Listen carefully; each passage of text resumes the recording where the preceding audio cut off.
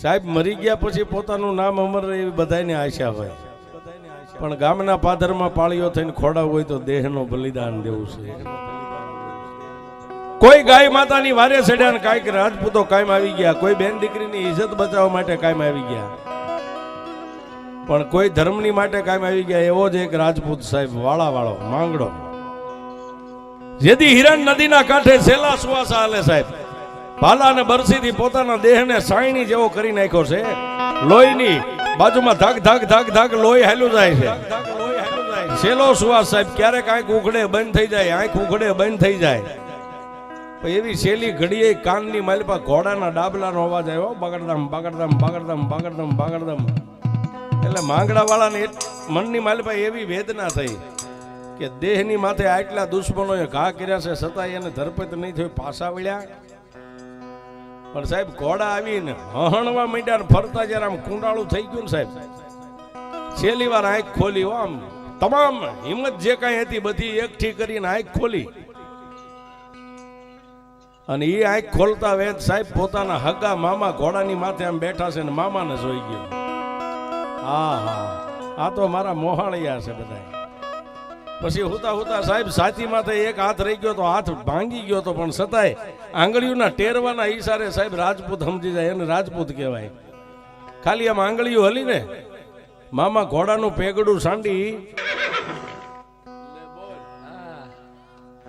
હા બાપુ હા,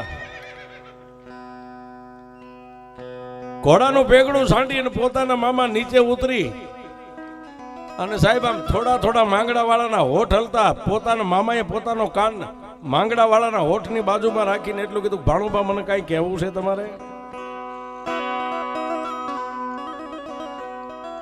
કઈ કહેવું છે ભાણુભા? અને સાહેબ માંગડા વાળાના મોઢાની માલપાથી શબ્દ છૂટ્યા કે મામા મારો એક સંદેશો લઈ જાય છો. અને એમાંય સાહેબ ક્ષત્રિય સમાજની માલપા ભાણુભાથી વિશેષ પોતાનો દીકરો ન હોય સાહેબ. મામાએ કીધું બોલો ભાણુભા, તમારા માટે તો હું મારા દેહનું બલિદાન આપી દઉં. બોલો મામા, બલિદાન નથી જોતું, પણ અહીંથી તમે ગામની અંદર જાયશો ને, ગામના સાપે માણ મેળીના ઝરૂખાની માથે એક અટારી ઉપર એક અબળા મારી રાહ જોઈને ઊભી છે સાહેબ. જોજો વેદના કેવી છે. મરતા પહેલા માંગડો બોલ્યો, શું બોલ્યો? મામા મારી પદ્માન કે જો તમે દાદેલા દુહાર મરતા વે બોલ્યો એમ માંગડો રે.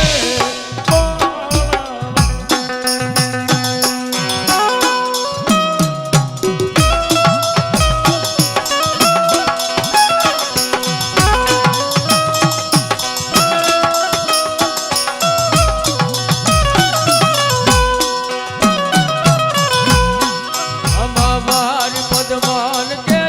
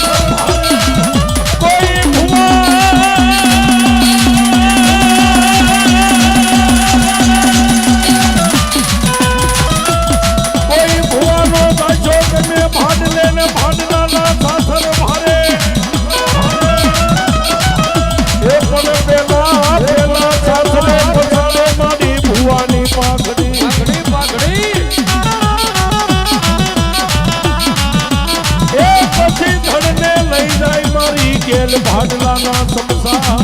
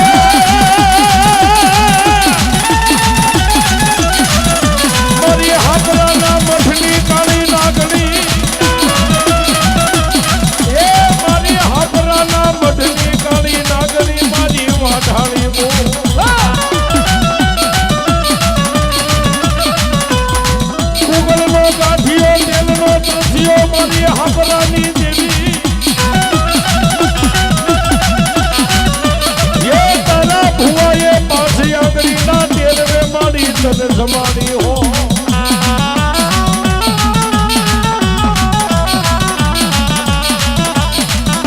તો એ હકનો હવન મારી હાપરાની